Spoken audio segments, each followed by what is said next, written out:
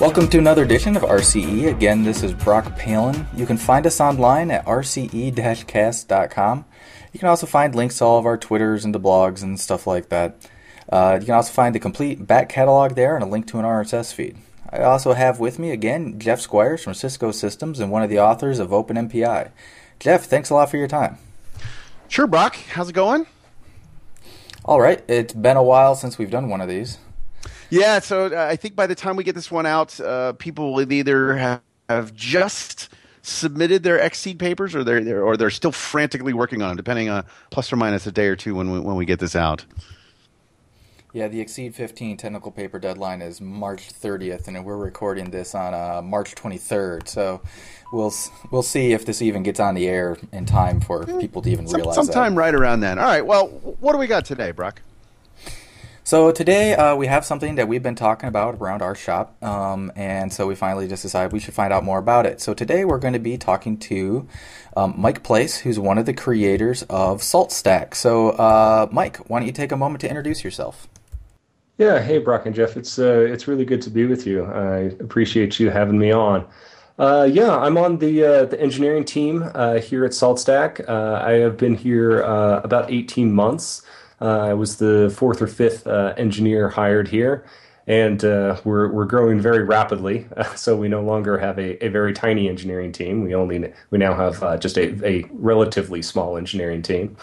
But like I said, I've been here about 18 months. I've got going on what almost looks like 20 years of experience, terrifyingly enough, going back to the mid-90s when I worked at little indie ISPs around here, and then spent some time over at Novell, and now I'm here having a good time. One of those lucky people that gets paid to write open source software, and it really doesn't get much better than that.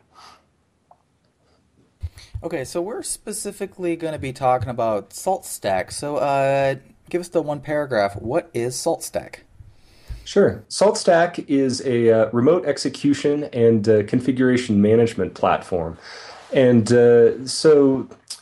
most people know us for the configuration management piece, but we're actually a much larger systems management piece of software than simply config management.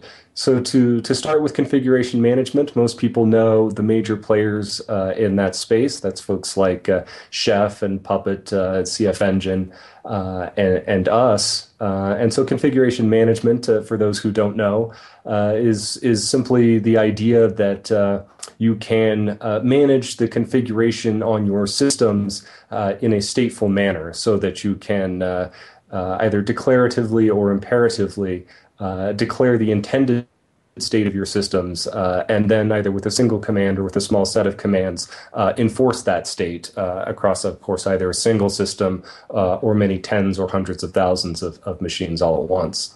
Beyond that, SaltStack is a remote execution platform. So because we have masters, and then we have agents running on large numbers of machines, people who want to do things like, for example, patch a security hole can do so with simply a single command and make sure that that's done across many servers. Now, just out of curiosity, further distinguish this for me, because the other configuration management systems also have at least some flavor of remote execution built into them. If nothing else, just pure SSH execution, these kinds of things. What makes SaltStack different? One of the things that makes SaltStack the most different is that we focus very, very heavily on remote execution performance. We're well known for using a high-speed messaging bus. We've started out with 0MQ under the hood. That allows us to scale very, very rapidly. And so while many other configuration managements may have a remote execution component to them, we're very, very focused on the performance piece of that component to allow remote execution to truly scale. And that opens up a lot of really interesting possibilities that you just don't have if you have a slower transport under the hood. So when you said parallel execution, you're talking about not like serially running a thing on a node at a time. You're not talking parallel processing, which is what a lot of our listeners are familiar with. That's right. Yeah, we're not talking parallel processing. We're talking parallel execution. The idea that from a single manager node, one can issue a command that is run simultaneously or near simultaneously across a large number of agent machines. Okay, so how does this compare to something like Kickstart? Like, can you actually take a machine from bare metal, or do you rely on something else for that? Right. We normally exist in the virtualization and containerization space. We have done some bare metal work in the past.